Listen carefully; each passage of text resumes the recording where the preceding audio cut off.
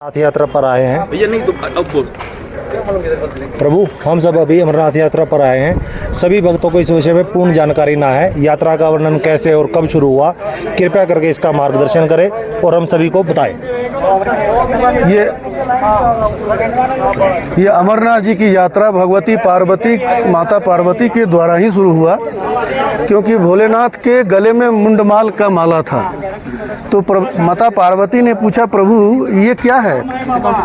तो प्रभु ने बोला कि जब जब आप शरीर छोड़ते हैं, जब जब आप शरीर छोड़ते हैं तब तब मैं आपके गले का मैं माला बना लेता हूँ और यही माला मैं पहना हूँ। माता ने बोली कि आप मरते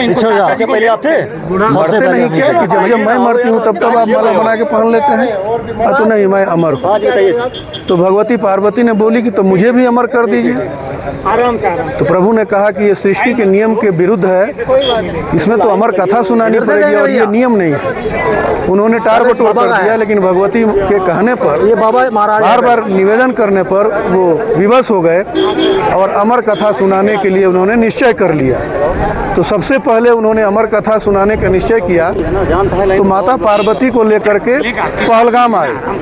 पहलगाम में उन्होंने अपने नंदी को छोड़ा और नंदी को वहीं बोल दिया रहने के लिए।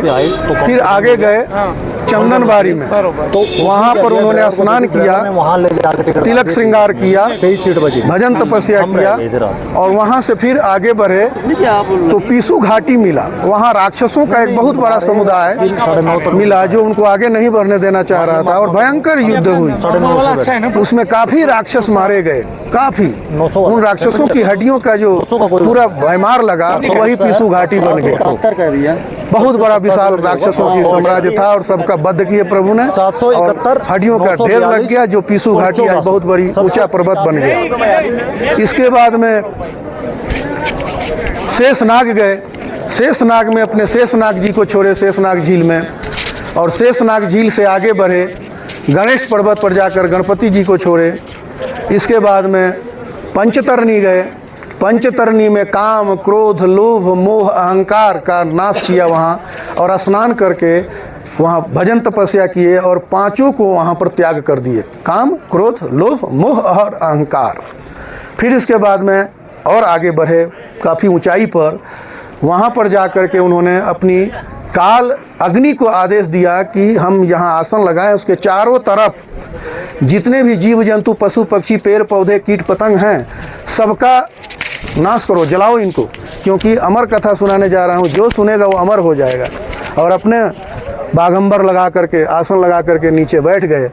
उसी बाघंबर के नीचे एक छोटा सा कंदरा था जिसमें 2 कबूतर के अंडे पड़े थे। उसके ऊपर प्रभु का, भगवान से देवाधिदेव महादेव का आसन लग गया और उन्होंने ये आदेश दिया था काल अग्नि को कि मेरे चारों तरफ जला करके राख करो।